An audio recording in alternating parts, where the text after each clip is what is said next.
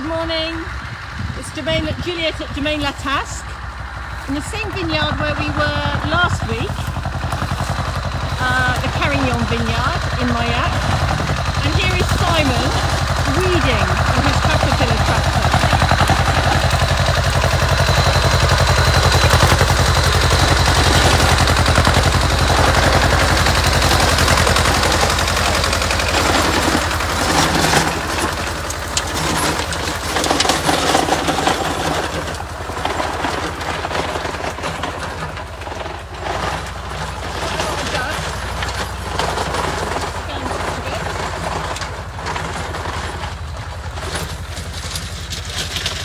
But you can see, right, if I go to the next door row,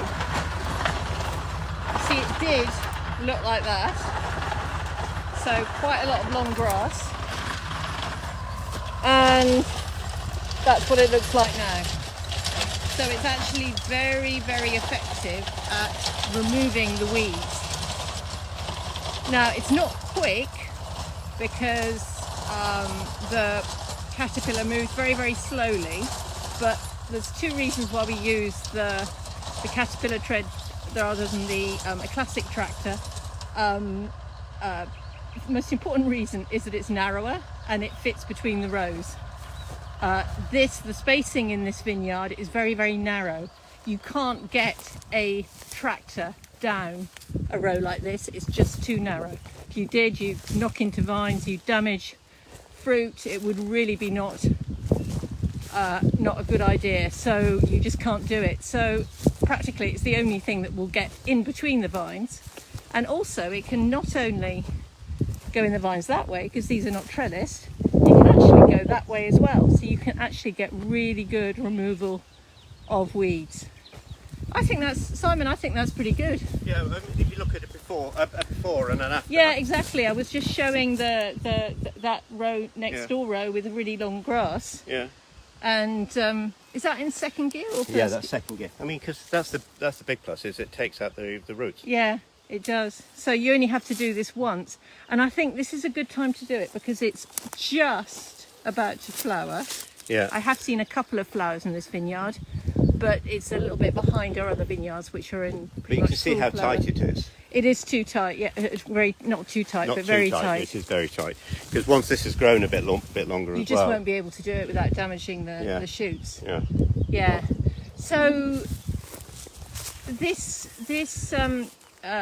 tractor, I think it's working really well, and because it's sort of cutting it, you're not sort of carrying like with the plough. You were ending up with huge great bales of weeds, and you were having to stop every 5 minutes. It seems really effective. But leaving the flap open at the back, it's throwing it out as well. It's quite dusty though.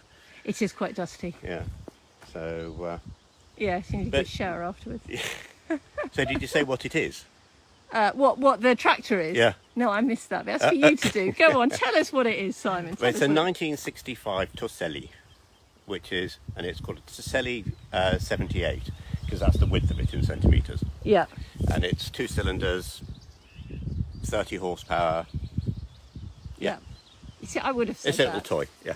I would have said that, but... you promised me a glass of rosé. I did, yes. Yes.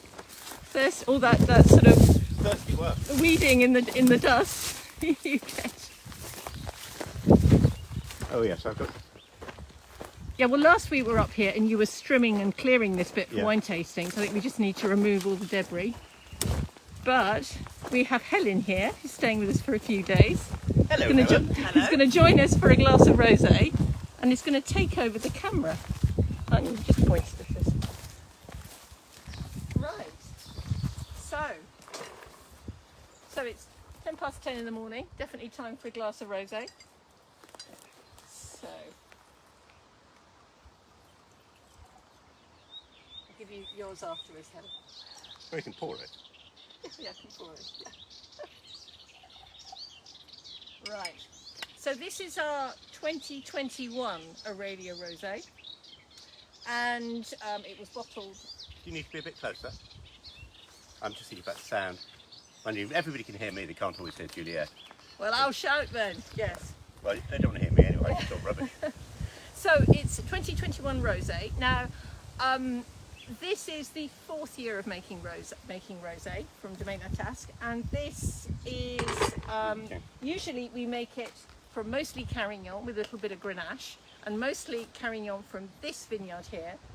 But the 2021 is 100% Grenache because in 2020 our Carignan was almost completely frosted, so there just wasn't enough fruit to make a rosé. So it's quite really interesting, I think, to see the different style between 100% Grenache and 80% Carignan, 20% Grenache, which is what was last year.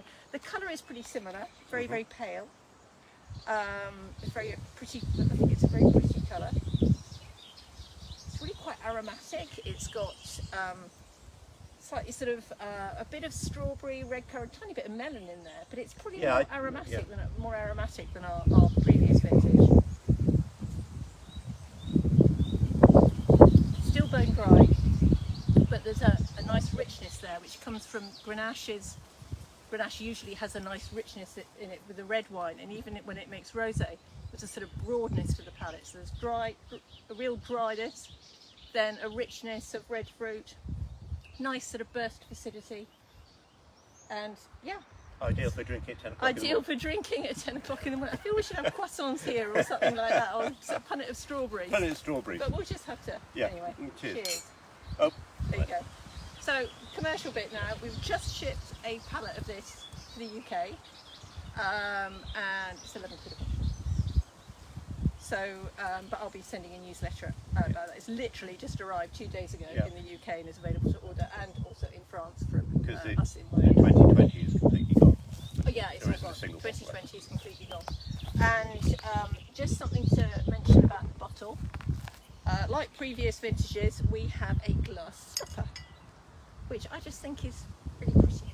It's just, yeah, a thing of beauty, and it means that after you finish the, well, in theory, if you don't finish it all in one go, you can easily put the stopper back in and stick it in the fridge. But a more likely scenario is that you finish the bottle and then you say, oh, that's pretty, I can put water in it or olive oil or something like that. It's a very pretty bottle. Anyway, so that's the 2021, and the plan is we will make a rosé in 2022, and it will be the first year that we are 100% organic. Certified, This is in conversion organic. Yeah. There's all sorts of rules and regs, and when you can be called organic. It takes 3 years to get the certificate. But 2022 will be our first organic vintage, and I think because looks like we're going to have a really good crop on this Carignan, and I think that it will go back to being, well, at least Carignan based, but perhaps with a bit more Grenache than previous vintages. I'm not sure. We'll have to see, but it'll probably be a blend of Carignan and Grenache. There's probably a very pressing question for all of our regular viewers. Go on. About Ketty. Oh yes, last week we discovered a gravestone. Well, you did when you were streaming around here. There was a gravestone, and we wondered whether, because there's an old chapel here, whether it was like an elderly monk who was buried there or something. But anyway, you found out. Yeah. I contacted the person who actually owns this vineyard, because we run this vineyard on fermage. We rent it. We rent it, and he sort of said, "Oh no, that's our pet cemetery. So you're not walking on you're walking on the dead, but dead animals, not people." Yes. So there aren't any ghosts. Yeah, and here. looking at it, there's Ketty and there's also Lady. Yes, so I haven't seen that. Yeah. A monk called Lady. Well, Lady Ketty. Well, maybe. Very aristocratic dog. Anyway, you better give Helen her glass of wine. Yeah, I think I had. Yeah. There you go, Helen, and I will take back the camera. So there we go. There you go, Helen. Just what you need, a glass of rosé this early in the morning. Hi, Francis. Hi, Duncan. Hi, Heather. Oh, Heather. Oh, I'm sorry. I've seen you one of these before. Been bitten. So. Right, can I go back to my tractoring? Yeah, you need to go back to your weeding. We need to get on with our day. And thank you very much for watching. And we will see you next Monday. So look forward to it. Thanks very much. Bye.